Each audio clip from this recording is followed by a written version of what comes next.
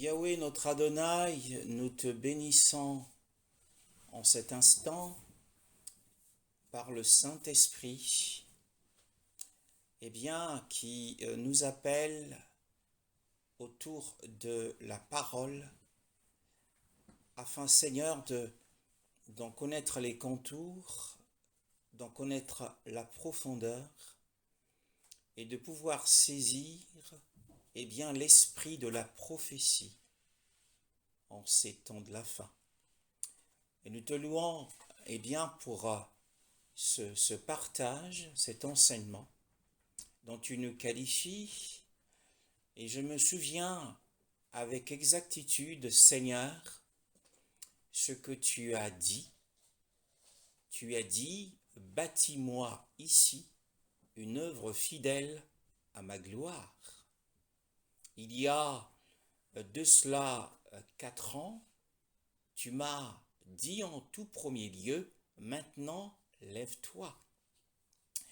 Et il y a quelques jours, tu m'as redit ceci, bâtis-moi ici une œuvre fidèle à ma gloire. Et je te glorifie, Seigneur, à travers cette œuvre, l'œuvre de l'enseignement pour les croyants. Quelle œuvre fais-tu afin que nous croyions en toi? Yeshua répondant aux disciples, mais aussi aux Juifs, l'œuvre de Dieu, c'est que vous croyez en celui qui a été envoyé. Alors, Père, nous sommes persuadés que une œuvre qui te soit, qui t'est fidèle à tes yeux, est une œuvre qui est destinée aux croyants chrétiens. Et cette œuvre, pour nous, c'est l'enseignement. Et je prie pour tous ceux qui se connecteront à cet enseignement, puissent être édifiés, construits. Car l'apôtre Paul précise, c'est une mise en garde, que chacun prenne garde à la manière dont il bâtit dessus, sur le fondement, le seul fondement qui est Yeshua HaMashiach, à qui nous avons placé notre confiance. Merci Seigneur. Nous poursuivons notre enseignement cet après-midi, toujours dans le livre de l'Apocalypse, au chapitre 8. Et nous avons couvert différents épisodes de ce vaste chapitre, qui est l'ouverture du 7e sceau par l'agneau qui était immolé, qui était comme immolé et qui se tenait debout au milieu des 4 êtres vivants et les 24 anciens, mais aussi au milieu, bien précisément, du trône de gloire où est assis le Père. Apocalypse chapitre 8, et nous poursuivons au verset 10 jusqu'au verset 11. Le 3e ange sonna de la trompette, et du ciel tomba une grande étoile qui brûlait comme un flambeau. Elle tomba sur le tiers des fleuves et sur les sources d'eau. Le nom de cette étoile est Absinthe. Le tiers des eaux fut changé en absinthe, et beaucoup d'hommes moururent à cause de ces eaux, parce qu'elle était devenue amère. Amen. Amen.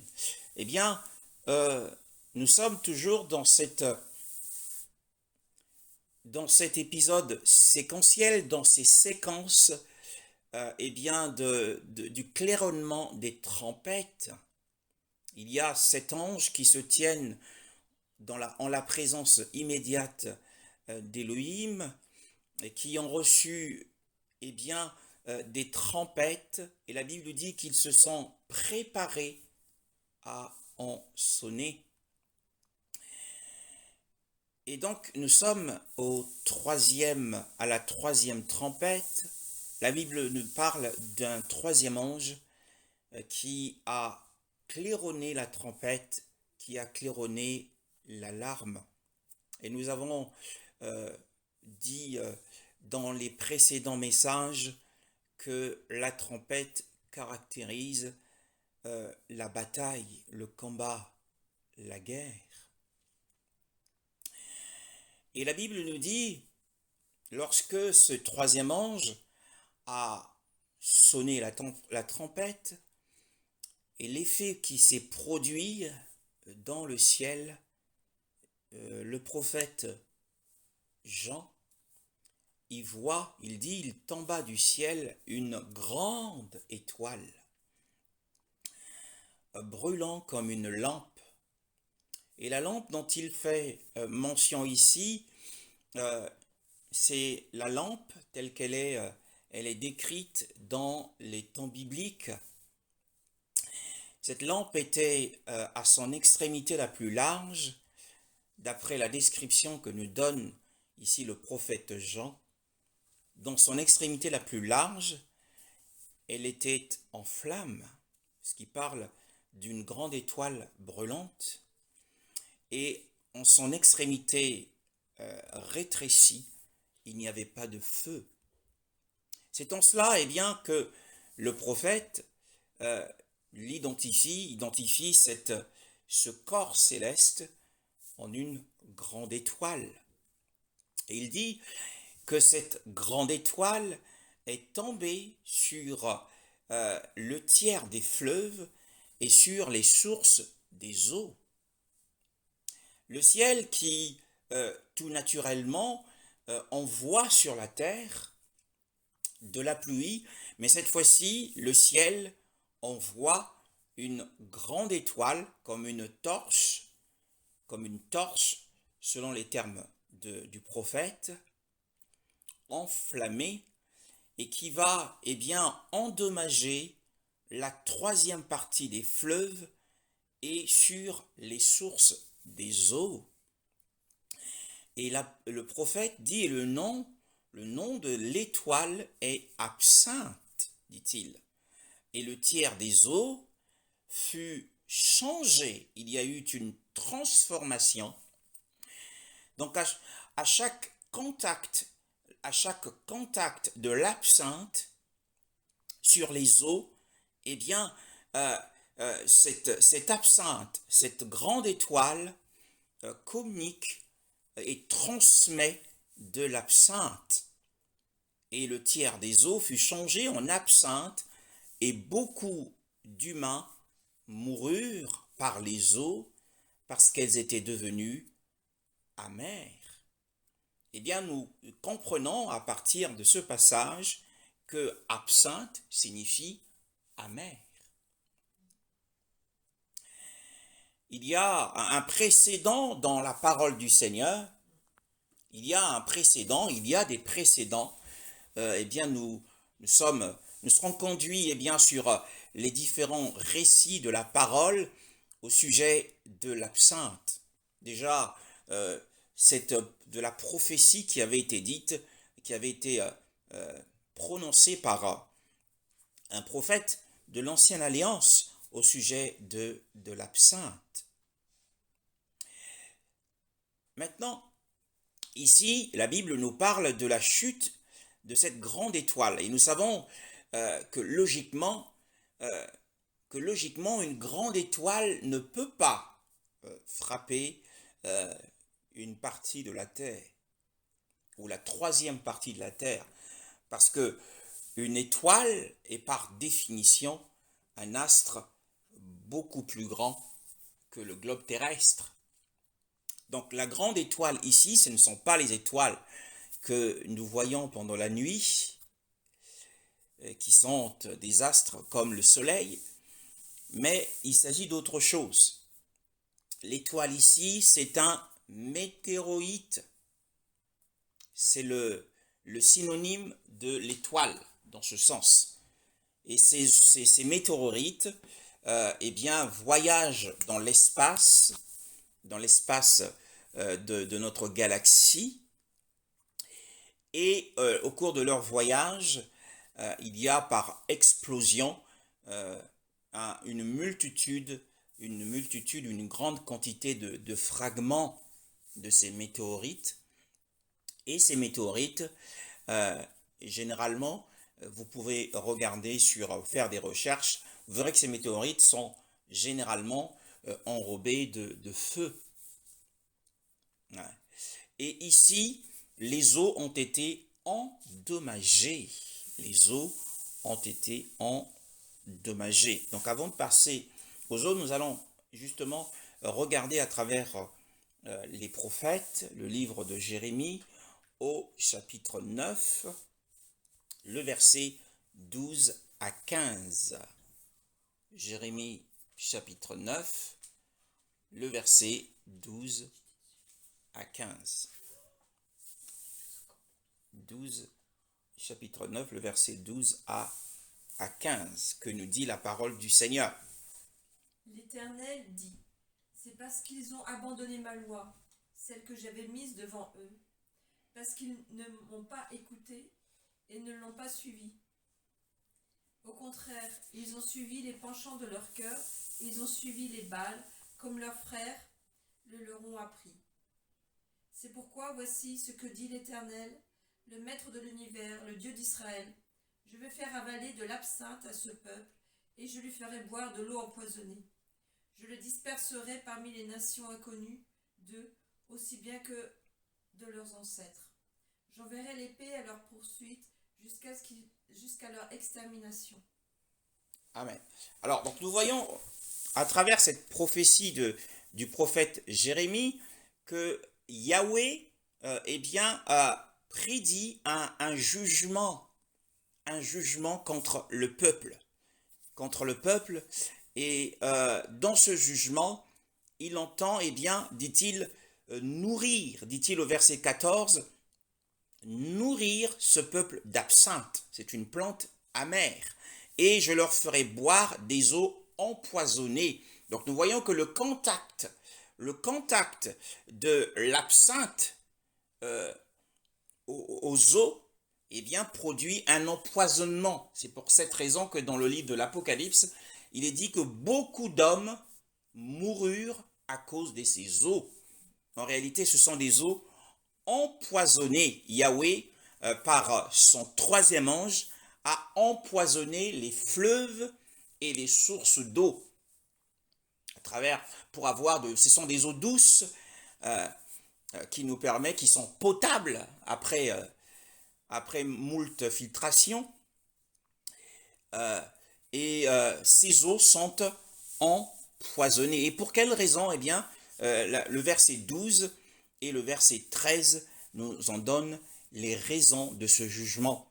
C'est l'abandon de la Torah, de la loi du Seigneur, et la rébellion, parce qu'ils ne m'ont pas, ils ne m'ont pas écouté. Donc ce sont les hommes qui se sont opposés au Seigneur.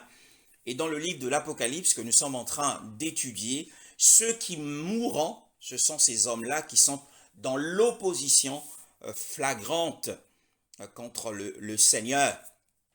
Ils sont dans l'opposition flagrante. Le verset 13 nous parle parce qu'ils ont marché après la dureté de leur cœur et après les Balaïm. Donc le fait d'adorer d'autres Elohim, d'autres dieux. Les dieux Baal. Et donc, le Seigneur, dans cette séquence d'Apocalypse, prononce donc un jugement contre les hommes rebelles à sa parole, qui sont les ennemis de l'Évangile. Donc nous sommes dans le septième sceau, le septième sceau qui va aussi annoncer la grande tribulation, mais au tout début, nous avons parlé de la déclaration de guerre. Donc le Seigneur rentre en jugement. C'est Yahweh qui juge les nations. Donc ici, dans Jérémie, il est parlé d'Israël, bien sûr, en précisant, mais nous tirons de cette prophétie un enseignement. Quel est cet enseignement? C'est à cause du péché des hommes que le jugement sur la question de l'absinthe, donc l'empoisonnement des eaux, a été prononcé. Nous lisons toujours dans le même livre de Jérémie, au chapitre 23, le verset 15. Chapitre 23, le verset 15. Jérémie chapitre 23, le verset 15. Que dit la parole du Seigneur? C'est pourquoi voici ce que dit l'Éternel, le Maître de l'univers, sur les prophètes. Je vais leur faire avaler de l'absinthe, je vais leur faire boire de l'eau empoisonnée. En effet, c'est à travers les prophètes de Jérusalem que la souillure a contaminé tout le pays. Amen. Donc, nous voyons ici, d'une part, au chapitre 9, il est parlé du peuple, et ici le Seigneur s'en prend aux prophètes qui n'avaient pas gardé un bon témoignage, car c'est par les prophètes que la profanation est venue sur toute la terre. Et le Seigneur promet eh bien, un jugement par l'absinthe qui va, cette absinthe qui va empoisonner les eaux. Toujours avec le prophète Jérémie, cette fois-ci c'est dans ses Lamentations, chapitre 3, le verset 15 également, nous parle dans la même ligne de pensée du sujet de l'absinthe. Lamentation chapitre 3 et le verset 15, que dit la parole du Seigneur. Il m'a rassasié d'herbes amères, il m'a envahi d'absinthe. Voilà, donc nous voyons ici que l'absinthe, dans les temps bibliques, l'absinthe était semblable à, c'était une plante amère, dont le Seigneur l'avait enivré, dit-il, dans ses Lamentations. Alors, lorsque nous revenons, bien évidemment, dans le livre de l'Apocalypse, chapitre 8, le verset que nous avons commencé à étudier sur la troisième trompette, eh bien, le verset 10, cette fois-ci, ce n'est pas une plante qui est envoyée du ciel, mais une grande étoile et qui a les mêmes propriétés que cette plante amère que nous avons vue dans l'ancienne alliance. Et cette grande étoile, qui n'est autre qu'un météorite, hein, bien sûr, un météorite fragmenté, puisque ce météorite fragmenté en plusieurs quantités est tombé comme une pluie, en réalité, comme une pluie de feu, voyez-vous, hein, c'est le jugement par le feu. La deuxième trompette parle également d'un jugement par le feu, une grande montagne. Cette fois-ci, c'était un astéroïde. Hein, la première trompette également, il y avait de la grêle et du feu, mêlés de sang, bien sûr. Et dans la troisième trompette, cette pluie est tombée sur la troisième partie des fleuves et des sources des eaux. Hein. Et le nom de l'étoile est absinthe, et le tiers des eaux fut changé. Donc il y a eu un grand changement. On est passé de l'eau douce à de l'eau empoisonnée. Et beaucoup d'hommes, bien sûr, en utilisant cette eau, ont été intoxiqués. Et cette intoxication les a conduits à la mort. Hein. Et il nous faut comprendre quelle est cette troisième partie des fleuves sur laquelle, eh bien, cette absinthe ou cet empoisonnement des eaux se fera. Or, pour comprendre cela, il faut simplement partir sur les plus grands fleuves du monde. Et il y en a 10. Et le premier c'est l'Amazonie, le deuxième c'est le Nil, et le troisième c'est le fleuve le bleu qui est en Chine. En Chine, il y a deux fleuves, il y a le fleuve bleu et le fleuve jaune. Et c'est le fleuve bleu dont il est question ici, et ce sont les eaux qui sont du côté de la Chine qui seront empoisonnées. Nous avons vu que la deuxième trompette avait visé le Pacifique et notamment l'Australie. Et ici, nous voyons que c'est la Chine, puisque le quatrième fleuve, c'est le Mississippi en Missouri aux États-Unis. Et le fleuve Congo arrive en 8e position parmi les grands fleuves du monde. Il y en a plusieurs, il y a beaucoup d'autres fleuves, notamment en France, il y a plusieurs fleuves, mais nous parlons ici des plus grands fleuves du monde, puisque là, c'est le globe terrestre qui est visé, et donc la Chine, il y aura beaucoup d'hommes qui mourront au niveau de la Chine à cause des péchés que commettent les Chinois et les Elohim qu'ils adorent, qui défient le Seigneur. Et maintenant, ces paroles s'accompliront, bien sûr, bien aimés, parce que les eaux étaient devenues amères. C'est une prophétie qui s'accomplira littéralement. Maintenant, pour nous, aujourd'hui, quel est l'enseignement? Quels sont les enseignements que nous pouvons tirer de cette parole prophétique que nous a donnée le Seigneur par son serviteur prophète, le prophète Jean. Nous avons dit au tout début de cette partie de l'enseignement que nous verrons les différents rapports, les différents épisodes qui nous parlent de l'absinthe. Eh bien, nous allons dans le livre de Ruth, pour commencer. Nous allons dans le livre de Ruth. C'est dans les écrits, le livre de Ruth, le premier chapitre. Eh bien, le premier chapitre nous parle d'une femme qu'on appelle Naomi. Naomi, Naomi, comment s'est-elle fait appeler? Ruth, chapitre 1, le verset 20. Ruth, chapitre 1, le verset 20.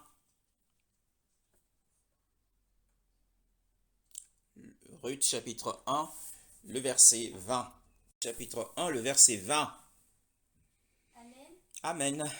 Elle leur dit, ne m'appelez plus Naomi, appelez-moi Mara, car Shaddai m'a rendu très amère. Amen.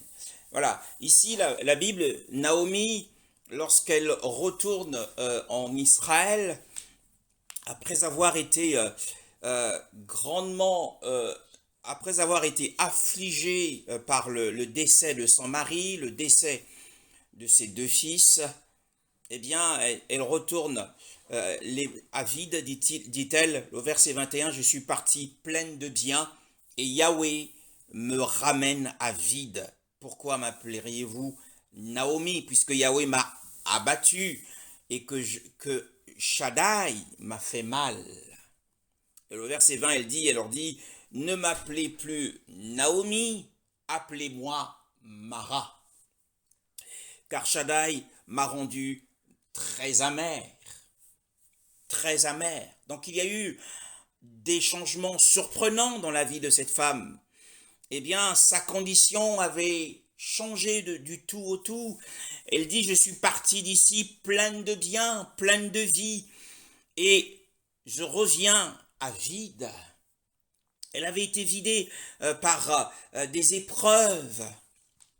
Et elle s'est dit, eh bien, le nom que je dois porter, ce n'est pas le nom de Naomi, mais de Mara. Parce qu'un nom doit décrire la condition ou la vie d'une personne. Et ce nom, c'est Mara, qui signifie amer, absinthe. Mara. Et cela nous rappelle bien des choses, hein, bien aimés dans le Seigneur. Lorsque nous lisons dans le livre de l'Exode, au chapitre 15, Exode chapitre 15, à partir du verset 22. Exode chapitre 15, à partir du verset 22. Que lisons-nous? Moïse fit partir Israël de la mer des roseaux, et ils prirent la direction du désert de Shur. Après 3 journées de marche dans le désert, ils ne trouvèrent pas d'eau. Ils arrivèrent à Mara, mais ils ne purent pas boire l'eau de Mara, parce qu'elle était amère. C'est pourquoi cet endroit fut appelé Mara. Le peuple murmura contre Moïse en disant, « Que boirons-nous » Moïse cria à l'Éternel, et l'Éternel lui indiqua un morceau de bois, qu'il jeta dans l'eau, et l'eau devint douce. Ce fut là que l'Éternel donna au peuple des prescriptions et des règles, et ce fut là qu'il le mit à l'épreuve. Il dit, si tu écoutes attentivement l'Éternel ton Dieu, si tu fais ce qui est droit à ses yeux, si tu prêtes l'oreille à ses commandements, et si tu obéis à toutes ses prescriptions, je ne te frapperai d'aucune des maladies dont j'ai frappé les Égyptiens, car je suis l'Éternel, celui qui te guérit. Amen. Oui, nous voyons que Moshe, serviteur de Yahweh, est sous la conduite, eh bien, de la colonne de nuée, puisqu'ils étaient conduits par la nuée depuis leur sortie de l'Égypte, et le triomphe qu'ils ont obtenu après la traversée de la mer Rouge. Eh bien, ce chapitre, dans sa première partie, fait mention de ces moments de joie, de grande joie, que Israël a éprouvé en voyant Pharaon, ses chars et ses cavaliers être noyés dans les eaux de la mer Rouge. Ils ont chanté énormément de cantiques, et au verset 22, Moshe essaie de calmer le jeu en leur disant eh bien, que cette joie ne retarde pas notre progression. Eh bien, nos victoires, nos joies ne doivent pas retarder notre progression spirituelle. Nous ne devons pas eh bien, nous asseoir ou nous reposer sur nos lauriers. C'est ce que Moshe essaie de faire comprendre au peuple. Il fit partir Israël de la mer Rouge où ils étaient dans des moments de liesse, de grande joie, et ils sortirent vers le désert de Shur. Eh bien, nous sommes, en tant qu'enfants d'Élohim, en tant que croyants chrétiens, dans le désert de ce monde. Le monde est aussi symbolisé par le désert. Et après 3 jours de marche, il y avait des millions d'hommes, d'enfants, de jeunes gens, du bétail avec eux. Eh bien, ils ne trouvèrent pas d'eau dans le désert. Pendant 3 jours, ils ne s'étaient pas abreuvés. Ils n'avaient pas étanché leur soif. Ils avaient ce désir en eux de boire. Ils avaient ce désir en eux de boire, alors qu'ils sont sous la conduite de la nuée et de Moshe, bien-aimés dans le Seigneur, mais ils sont dans le manque, malgré cette conduite de l'ange de Yahweh. Et l'ange de Yahweh les a conduits à Mara. Souvenez-vous que Naomi, voyant que, eh bien, toutes les afflictions qu'elle avait endurées dans le pays de Moab, eh bien, s'est fait appeler ou a dit à ceux au monde de son entourage de l'appeler Mara. Parce que, dit-elle, le Seigneur m'a abattu. Eh bien, le Seigneur a conduit ici exprès le peuple d'Israël, dès leur sortie d'Israël, dans un lieu appelé Mara. Ce n'est pas simplement un incident isolé de la parole du Seigneur, mais dans la vie du chrétien, eh bien, c'est un principe. Il passera régulièrement par Mara. Mara, ici, ce sont, dit la parole, eh bien, ils vinrent à Mara, mais ils ne purent boire l'eau de Mara, parce qu'elle était amère. Ce sont les eaux amères. Et ces eaux, eh bien, caractérisent une dure épreuve. C'est pourquoi son nom fut appelé Mara. Le verset 24, le peuple finalement, la Bible nous dit, le peuple finalement murmura contre Moshe en disant, que boirons-nous? Voyez-vous, dans l'épisode précédent, ils étaient dans la louange, ils ont vu le bras de Yahweh, comment le bras de Yahweh avait eh bien, séparé les eaux comme des digues. Ils sont passés à sec, ils ont vu des miracles extraordinaires, ils ont loué le Seigneur. C'étaient des croyants, ils allaient en direction du lieu d'adoration qui leur avait été désigné. puisque le message qui avait été livré à Pharaon, c'est de laisser aller le peuple du Seigneur à 3 journées de marche d'ici pour aller servir le Seigneur.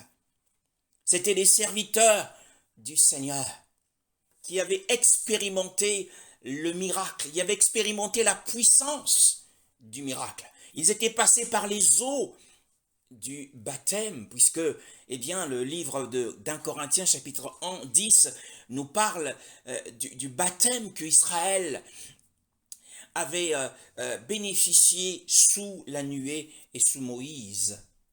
Donc les eaux de la mer Rouge représentent eh bien, l'œuvre de la croix par laquelle eh bien, nous passons à travers les eaux. Et ils étaient en résurrection, et c'était une marche en résurrection. Souvenez-vous que le livre de l'Exode et le livre de l'Exode est un livre d'images qui nous sert d'instruction. Mais quand le peuple arrive à Mara, eh bien le peuple tombe dans le péché. Eh bien on passe de la grande joie au grand chagrin. Il passe du grand espoir d'avoir été libéré du péché à la grande déception, bien-aimé dans le Seigneur, la déception de la créature. L'eau est une créature de Yahweh. Alors ils se promettaient de se satisfaire en ayant aperçu sans doute ce cours d'eau, ils ont assurément accouru. Et certains ont commencé à boire. Mais en buvant, ils se sont rendus compte que cette eau était amère. Quelle déception, bien-aimés dans le Seigneur. Voyez-vous que les choses qui pour nous, dans notre espoir humain,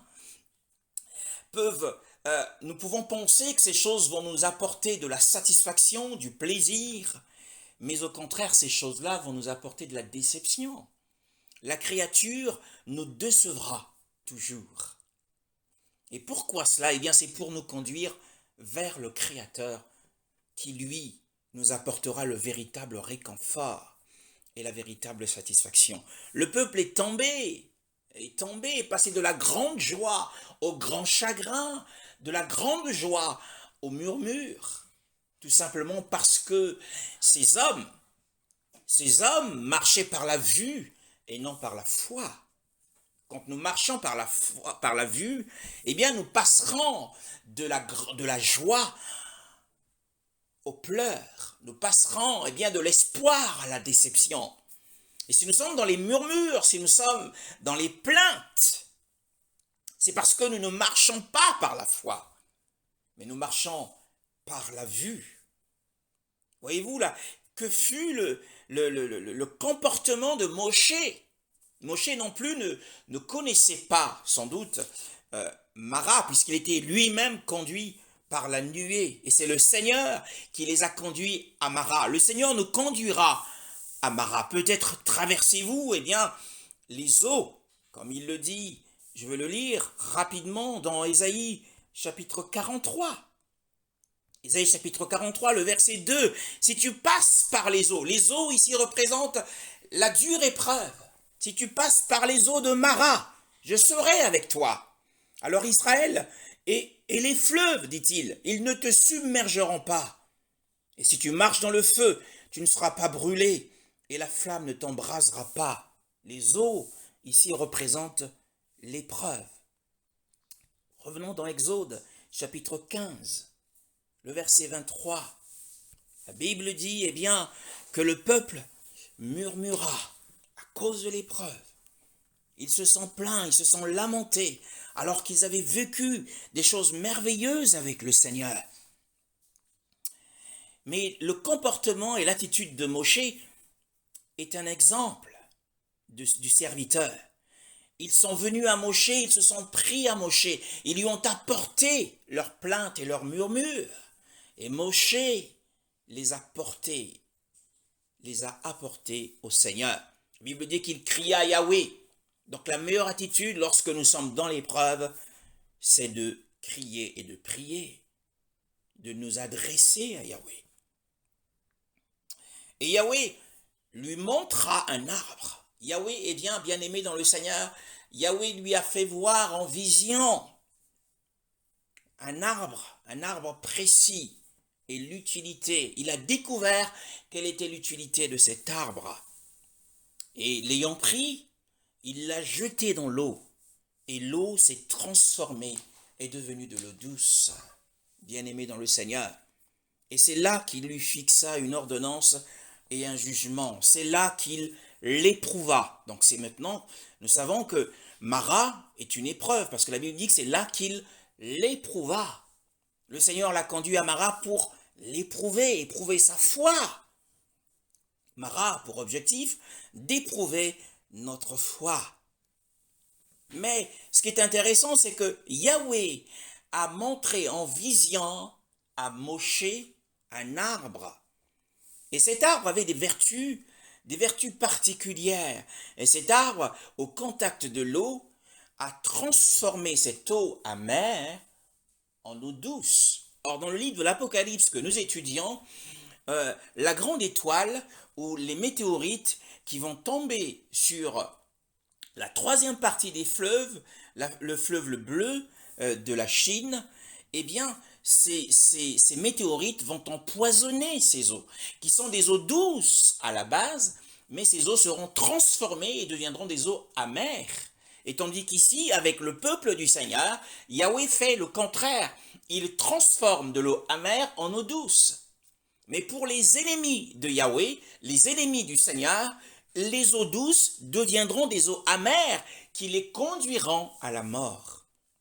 Mais ici, le peuple qui avait commencé à boire et qui a constaté au goût de cette eau que c'était une eau amère, parmi ces gens, ils étaient tombés malades, puisque Yahweh dit au verset 29, « Je suis Yahweh, Rapha, celui qui te guérit. » S'il se révèle comme étant celui qui guérit, eh bien c'est parce que au contact de cette eau, certains sont tombés malades. L'eau devint de l'eau douce, mais cet arbre, qu'est-ce que c'est? 1 Pierre au chapitre 2, le verset 24. 1 Pierre au chapitre 2 et le verset 24, que nous dit la parole du Seigneur. Quel est cet arbre? 1 Pierre chapitre 2, le verset 24. Lui qui a lui-même porté nos péchés dans son corps à la croix, afin que, libérés du péché, nous vivions pour la justice. C'est par ces blessures que vous avez été guéris. Oui, dans ma version, il est dit « Lui qui a lui-même porté nos péchés dans son corps sur le bois, afin qu'étant morts au péché, nous vivions pour la justice. Lui dont la meurtrissure vous a guéri. » Le bois, l'arbre, c'est la croix. Moshe a eu la vision de la croix. Alors que le peuple passait par les eaux amères, eh bien la révélation, c'est que nous devons avoir sous nos yeux, fixer nos regards sur Yeshua à la croix. La vision de celui qui a été crucifié, c'est avoir la vision de l'œuvre de la croix, qui est la vision de la rédemption. Et que fait cette œuvre de la croix d'après ce passage? Et lorsque nous nous identifions à elle, eh bien la Bible dit que nous sommes morts au péché. C'est-à-dire que notre vieil homme a été crucifié. Et que nous puissions vivre pour la justice d'Élohim. Lui dont la meurtrissure vous a guéri. Yeshua meurtri à la croix. Meurtri à la croix. Les clous sur ses pieds et sur ses mains. Meurtri à la croix nous apporte la guérison. Donc l'œuvre de la croix, ou la croix ici, ou l'arbre qu'a vu Moshe, c'est bien l'arbre de guérison, ou autrement dit la croix de guérison. Et cette croix a apporté la guérison aux eaux, a guéri les eaux. Les eaux n'étaient plus amères, mais les eaux sont devenues douces. Qu'est-ce que c'est? Quelle est l'image que nous avons ici? Eh bien, si dans la vie conjugale, eh bien, vous êtes en train de passer par les eaux amères, les eaux qui produisent de l'amertume, que faire dans ces cas? Eh bien, faisons comme Moshe, regardons la vision de la croix. Lorsque nous regardons à la croix, à Yeshua crucifié, eh bien, l'œuvre de la croix apportera la première guérison, c'est la guérison de notre âme. Et notre vieil homme, puisque telle est la façon dont le Seigneur nous voit aujourd'hui, le Seigneur nous voit comme des hommes et des femmes crucifiés. Nous sommes morts au péché. Nous sommes crucifiés avec Yeshua.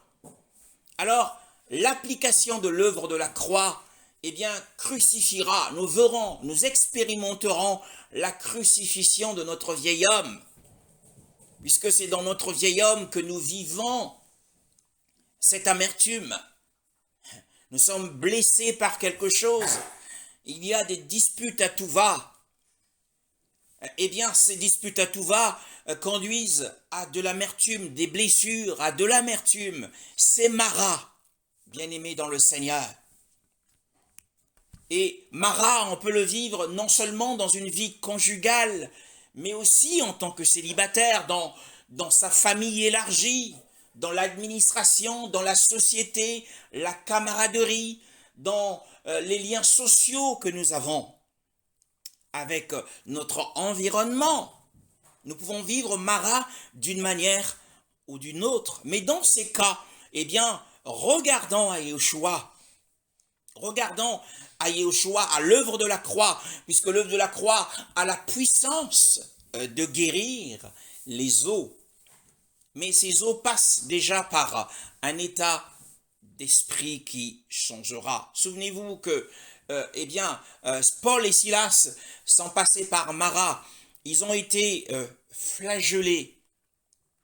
Et la Bible dit que alors qu'ils étaient dans leur cellule de prison, pendant la nuit, ils ont obtenu la force de louer le Seigneur. Parce que la Bible, autre part, nous dit, eh bien, si quelqu'un est dans la joie, qu'il chante des cantiques au Seigneur.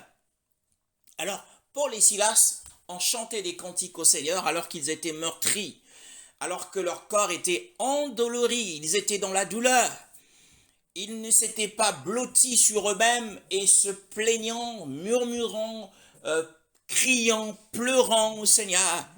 Bien au contraire, ils ont loué le Seigneur. Mais d'où est-ce qu'ils ont tiré cette force? Eh bien, ils l'ont tiré grâce à l'œuvre de la croix. C'est la croix qui a guéri leur cœur, leur état d'esprit, au point qu'ils se sont vus crucifiés et eh bien, un esprit de joie les a remporté la victoire sur leur chair. C'est de cela dont nous parlons ici. L'eau douce, eh bien, Mara devient de l'eau douce grâce au contact avec l'arbre de guérison qui n'est autre que la croix, bien-aimé dans le Seigneur. Et lorsque la puissance de la croix a son effet sur nous, eh bien nous aurons le courage, nous aurons la force de traverser Mara en toute confiance, comme Paul et Silas ont traversé cette épreuve en toute confiance, joyeux. Il n'y a pas que Paul et Silas, mais il y a aussi Pierre, Jacques et Jean qui furent frappés. Et la Bible dit, lorsqu'ils furent libérés, ils étaient joyeux d'avoir été flagellés au nom du Seigneur. Parce que le Seigneur le dit dans son évangile, dans l'évangile de Matthieu, « Réjouissez-vous lorsque l'on vous persécutera. »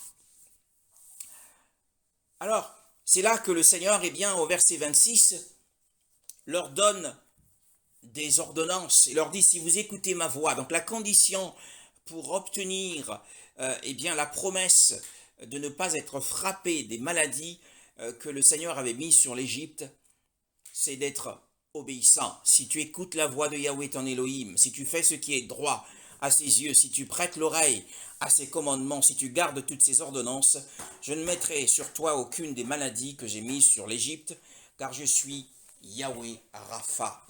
Ainsi, le peuple fut guéri de l'intoxication de Mara par Yahweh Rapha, bien-aimé dans le Seigneur. Donc ils sont passés du meilleur au pire. Ils étaient dans la joie. Dans les premiers chapitres dans les premiers versets de ce chapitre, ils étaient remplis de joie à cause de la victoire qu'ils avaient obtenue sur Pharaon, sur ses cavaliers. Ils étaient dans leurs meilleures conditions, mais à Mara, ils se retrouvent dans la pire des conditions. Et après Mara, ils se retrouvent à Élim. Élim, il y avait 12 sources d'eau et 70 palmiers pour leur plaisir. Ils sont passés du pire au meilleur. C'est cela la vie chrétienne. On passe du meilleur au pire, du pire au meilleur. Et c'est le Seigneur qui, dans sa providence, va arranger. C'est un arrangement du Seigneur, l'arrangement des circonstances, bien-aimé. Et peut-être que tu passes par des circonstances difficiles, mais sache que dans Mara, la seule attitude, c'est d'avoir la vision de l'arbre de guérison qui est la croix, bien-aimé dans le Seigneur. Et nous voyons un autre épisode pour terminer la question de Mara aujourd'hui, c'est dans le livre des Rois. 2 Rois chapitre 2. 2 Rois chapitre 2. Eh bien, le verset 19. 2 Rois chapitre 2, le verset 19. Il y a un autre récit important. 2 Rois chapitre 2, le verset 19. Sœur Carole? Les habitants de la ville dirent à Élisée, la ville est bien située, comme le voit mon Seigneur, mais l'eau est mauvaise et la terre ne produit rien. Il dit, apportez-moi un plat neuf et mettez-y du sel. Ils lui apportèrent. Il alla vers la source d'eau et jeta le sel et annonça, voici ce que dit l'Éternel, je rends cette eau saine, et il n'en proviendra plus ni mort ni stérilité. Et l'eau est devenue saine jusqu'à aujourd'hui, conformément à la parole prononcée par Élisée. Oui, alors nous sommes dans l'un des épisodes où Élisée, prophète remplaçant d'Élie, eh bien, a accompli son deuxième miracle après d'avoir séparé les eaux avec le manteau d'Élie. Il était observé de beaucoup de fils de prophètes qui, pensant que le Seigneur avait simplement enlevé Élie, bien sûr qu'il l'avait enlevé et l'avait déplacé, c'est aussi vrai, puisque Yoshua dit que personne n'est monté au ciel si ce n'est le Fils de l'homme qui est dans le ciel. Mais ces hommes se sont mis à rechercher Élie dans un environnement proche ou éloigné, mais ne l'ont pas trouvé. Ce sont les hommes de Jéricho. La Bible dit qu'au verset 19, les hommes de Jéricho, qui sont les fils des prophètes, se sont approchés d'Élisée. Voyez-vous, hein, ces fils de prophètes étaient déjà sous la bergerie d'Élie, mais ils n'avaient pas la même proximité. Ils ne lui ont pas posé ce problème parce qu'Élie n'était pas aussi accessible que ne l'a été Élisée. Les hommes de la ville dirent à Élisha, dans ma version, « S'il te plaît, voici la demeure ou la situation de cette ville est bonne, la situation de la ville est agréable. » C'était une ville avec sans doute une vue imprenable, une qualité de vie impeccable. La demeure de cette ville est bonne, comme mon Seigneur peut le voir. Donc les choses étaient agréables à la vue. C'était une belle ville, sans doute arborée, avec des habitations luxueuses, Jéricho. Mais, disent-ils, mais les eaux sont mauvaise et la terre est stérile. Et il dit, apportez-moi un vase neuf et mettez-y du sel. Ils lui apportèrent, puis il alla vers la source des eaux. Voyez-vous, dans l'Apocalypse, la source des eaux a été, la troisième partie des sources des eaux ont été empoisonnées. Il alla vers la source des eaux, il y jeta le sel et dit, ainsi parle Yahweh, je guéris ces eaux. Nous sommes toujours dans le principe de guérison. Je guéris ces eaux, elles ne causeront plus ni mort, ni stérilité. Ah, les eaux furent assainies jusqu'à ce jour. Voyez-vous, hein, c'était une guérison durable. Les eaux furent assainies jusqu'à ce jour, selon la parole qu'Élisha avait prononcée. Donc la guérison qui vient du Seigneur est une guérison durable. Ah, c'est une guérison durable. Alors, nous voyons ici que l'apparence de cette ville, voyez-vous, hein, l'apparence de cette ville avait une apparence belle, c'était une très belle ville. Le séjour était agréable dans la ville avait une belle apparence, la ville était attirante, il y faisait bon vivre. Comme le Seigneur le voit avec ses yeux, mais les eaux sont mauvaises et la terre est stérile. Voyez-vous comment les apparences peuvent être trompeuses. Le rapport que font les fils des prophètes est très éloquent. S'il te plaît, voici la demeure de cette ville est bonne, comme le Seigneur le voit, est agréable. Peut-être que tu as vu de ton côté aussi une belle créature. Pourquoi est-ce que je parle de cela en tant que créature? Eh bien parce que déjà le Seigneur lui-même nous compare à une ville. Nous sommes comme une ville située sur une haute montagne. Et le livre des Proverbes chapitre 25, le verset 28. Proverbes chapitre 25, verset 28. Une ville démantelée, sans muraille, voilà ce qu'est l'homme qui n'est pas maître de lui-même. Voilà, donc nous voyons que le prédicateur Salomon, le sage, eh bien, compare un homme à une ville sans muraille, s'il n'a pas le contrôle de soi, s'il n'a pas la maîtrise de soi, il est semblable à une ville sans muraille, hein, qui peut être facilement assiégée par l'ennemi. Hein. Donc nous voyons que l'homme est aussi comparé à une ville. Hein. Et si nous revenons à notre texte de Rois chapitre 2 et verset 19, nous voyons que ici les hommes ont apprécié la vue imprenable de cette ville. Hein.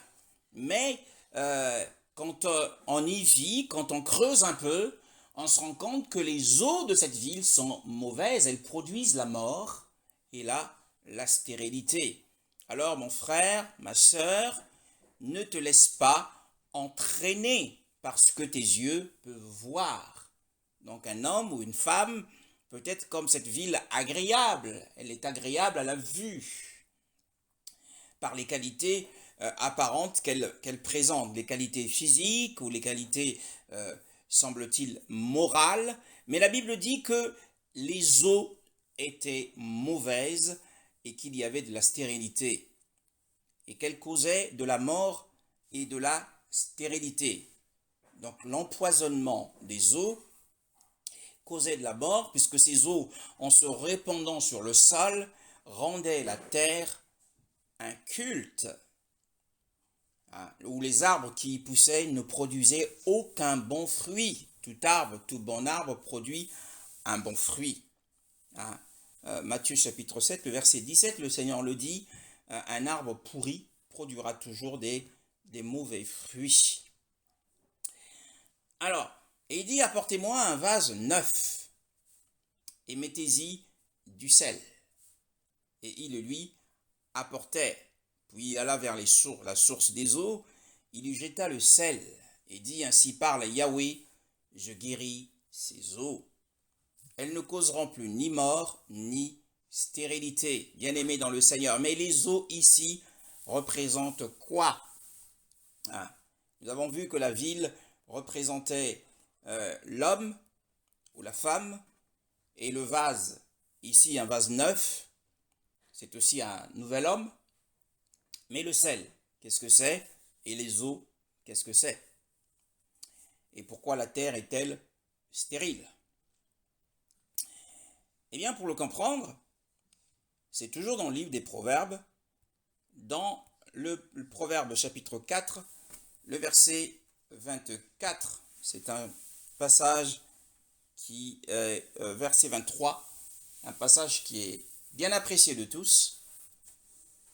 Garde ton cœur plus que toute autre chose, car de lui jaillissent les sources de la vie. Oui, la Bible dit, garde ton cœur plus que toute autre chose, car de lui procèdent les sources de la vie. Et le prophète Élisha est allé à la source des eaux. Voyez-vous, il est allé à la source des eaux avec du sel.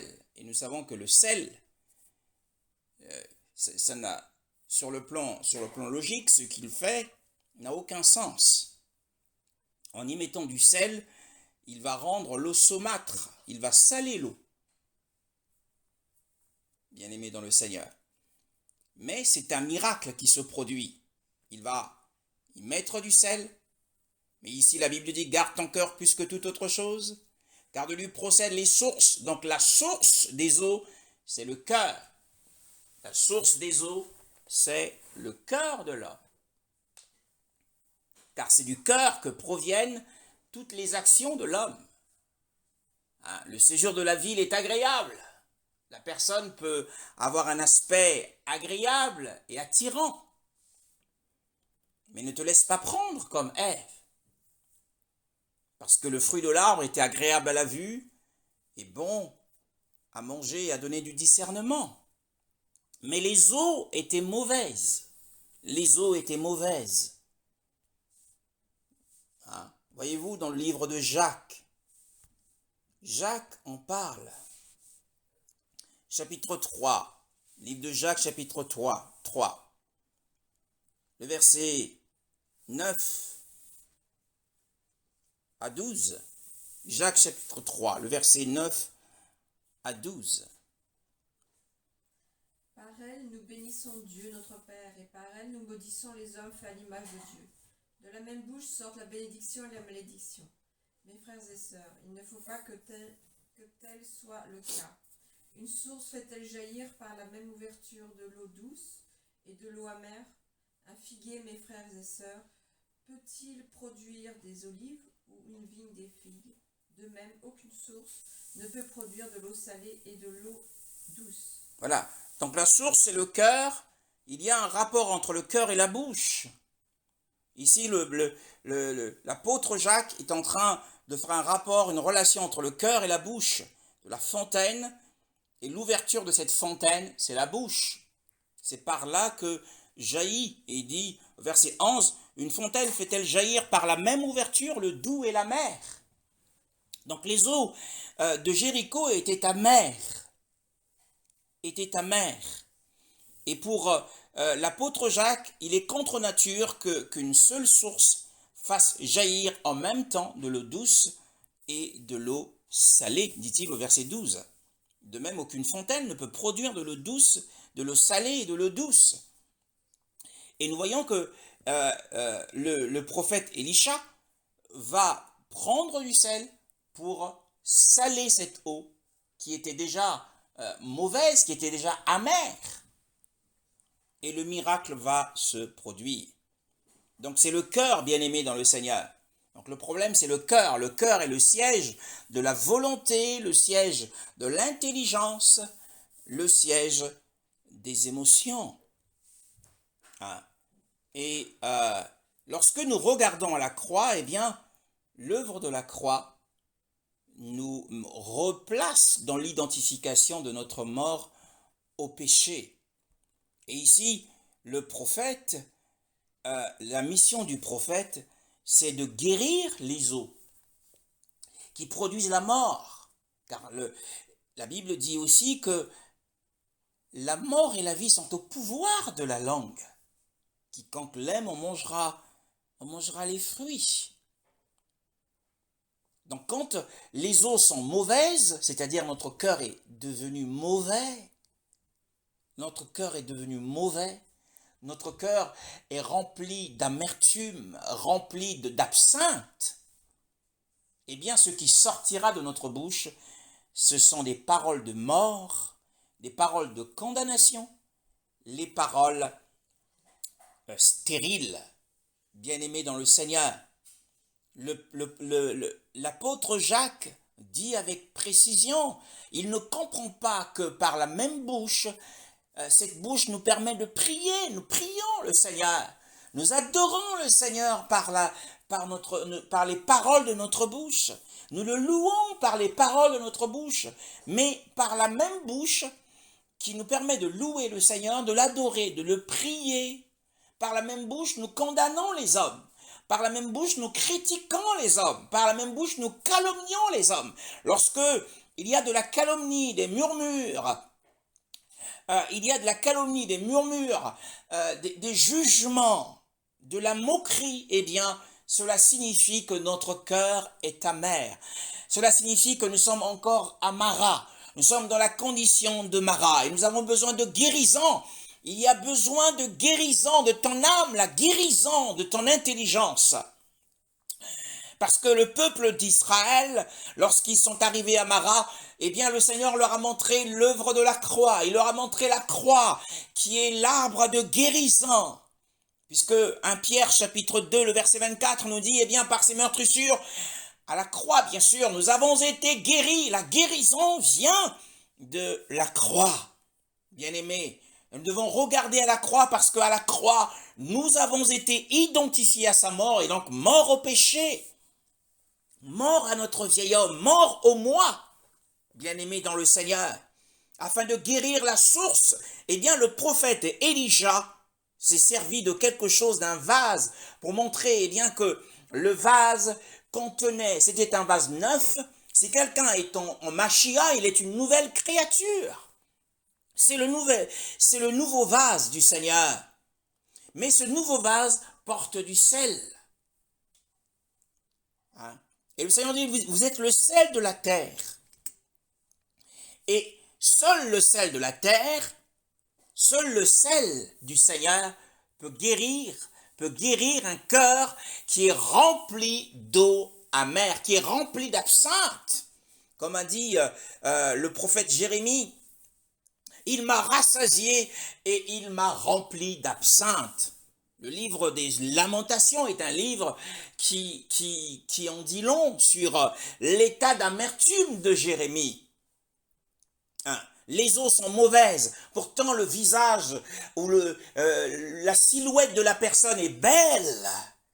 Hein, les fils des prophètes ne se sont pas abstenus de vanter les mérites de la belle ville de Jéricho, ce qu'ils n'ont pas pu dire à Élie, parce qu'Élie était un homme très influent et très inaccessible.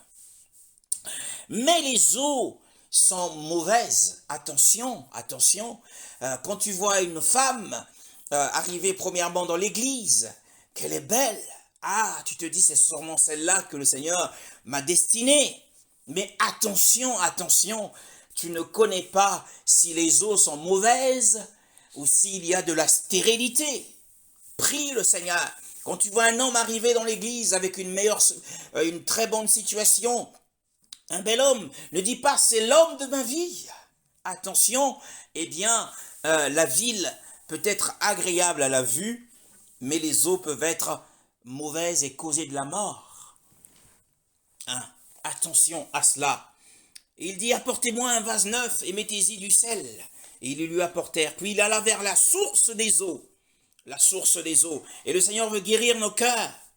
Même si, eh bien, qu'il jugera les hommes impies par par des météorites qui vont empoisonner les eaux, notamment du côté de la Chine, à cause des péchés des Chinois, eh bien, le Seigneur veut aujourd'hui eh bien, guérir la source des eaux de notre cœur, puisqu'il a dit, veille sur ton cœur. Si tu n'as pas veillé sur ton cœur, eh bien-aimé, c'est à toi de veiller sur ton cœur. C'est à toi de veiller à ce qui entre en toi, par tes oreilles qui descendent dans ton cœur, par ce qui entre à travers tes yeux, puisqu'il y a plusieurs portes par lesquelles, eh bien, les mauvaises choses peuvent entrer et empoisonner les eaux. Parce que le monde dans lequel nous sommes est contaminé. Et nous avons vu ici que, eh bien, les eaux, la troisième partie des eaux sera empoisonnée.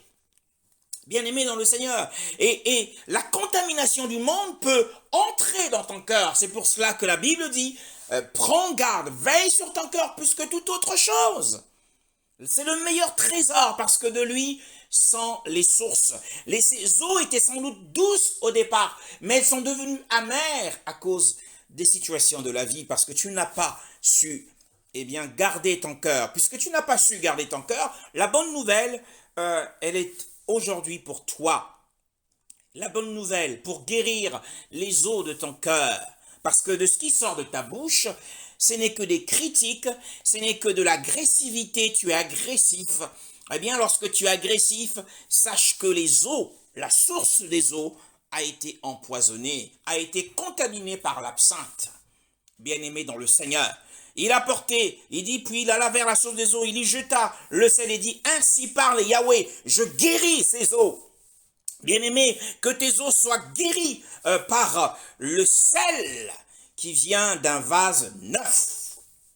Ainsi parle Yahweh, je guéris ces eaux, elles ne causeront plus ni mort ni stérilité. Voyez-vous, à cause des eaux mauvaises, il y avait de la mort autour. Il y avait de la mort. Eh bien parce que la ville, à cause de ces eaux empoisonnées, eh bien ça a causé du tort. Il y a eu des décès. Oui, bien-aimé dans le Seigneur, à cause des paroles qui sortent de ta bouche, à cause des eaux empoisonnées de ton cœur, tu as brisé les relations, tu as éloigné des hommes, tu as éloigné des bénédictions de toi, bien-aimé dans le Seigneur. Il y a de la stérilité dans ton ministère, dans ta vie. C'est à cause des mauvaises paroles, à cause des paroles de mort. La mort et la vie sont au pouvoir de la langue. S'il y a la mort, c'est que les eaux sont mauvaises, bien-aimé dans le Seigneur. Et les eaux furent assainies jusqu'à ce jour. Oh Seigneur, viens assainir les eaux de mon cœur. Mais par quoi, bien sûr? Par quoi peut-on assainir les eaux? Eh bien, la réponse, c'est la Bible. Sachez que la Bible est l'interprète de la Bible. Colossiens, chapitre 4. Colossiens, chapitre 4. Colossiens, chapitre 4, le verset 6. Colossiens, chapitre 4, nous terminons par ce passage. Colossiens, chapitre 4, le verset 6, qui est, eh bien, le moyen de guérison, le moyen par lequel, eh bien, les eaux de notre cœur peuvent être guéries. Nous avons parlé des eaux qui sont les épreuves, mais nous avons parlé aussi des eaux du monde qui seront contaminées par le jugement du Seigneur à la troisième trompette. Mais nous parlons aussi du moyen de guérir les eaux du cœur des croyants chrétiens. Bien-aimés dans le Seigneur. Oui, ma sœur. Que votre parole soit toujours pleine de grâce et assaisonnée de sel, afin que vous sachiez comment il faut répondre à chacun. Voilà. Comment répondre à chacun? Comment réagir face à une situation? Eh bien, il faut que notre parole soit toujours pleine. Pour qu'une parole soit aimable, pour qu'une parole soit agréable, il faut qu'il y ait l'assaisonnement du sel. Et l'assaisonnement du sel ici, c'est celle qui accompagne la parole du Seigneur. C'est la parole du Seigneur qui est le sel dont Élisha, le prophète Élisha s'est servi. Il s'est servi de la parole du Seigneur par la puissance de sa parole, par l'esprit derrière sa parole, eh bien, à renouveler le cœur, à renouveler les sources, la source des eaux, à renouveler, parce que c'est une situation anormale. La source des eaux doit être douce. Quand on parle des sources des eaux, c'est pas de l'eau salée à la base, ce n'est pas de l'eau saumâtre. mais c'est de l'eau douce. Mais cette eau douce était devenue mauvaise. Eh bien, Élisha, en tant que prophète, eh bien, lorsqu'un prophète est dans un environnement, est dans un endroit, dans une maison, il doit y apporter du changement. Il doit passer du pire au meilleur. Eh bien, c'est le contact de la parole du Seigneur, un contact lorsque notre cœur est ouvert à la parole du Seigneur. Cette parole va venir, eh bien, renouveler, transformer, changer ces eaux mauvaises en eau douce.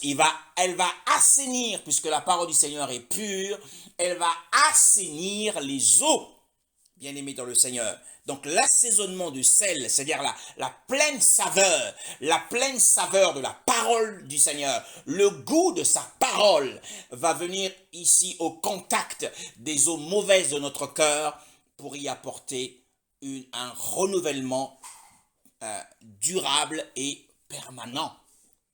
Et nous bénissons le Seigneur pour la guérison qu'il est en train de nous communiquer dès lors que nous sommes en train d'entendre sa voix en cet instant. Nous le louons pour la grâce qui nous permet d'avoir les yeux fixés sur Yahushua, qui est le commencement de notre foi et qui l'amène à la perfection. Lui qui a souffert la croix, qui a méprisé la honte, et qui est assis à la droite d'Élohim dans les cieux. Et nous le louons pour sa parole qui guérit nos cœurs qui est la source d'où viennent les actions de la vie. Merci Seigneur. Mais merci aussi parce que la parole prophétique par le prophète Jean s'accomplira au son de la troisième trompette. Amen.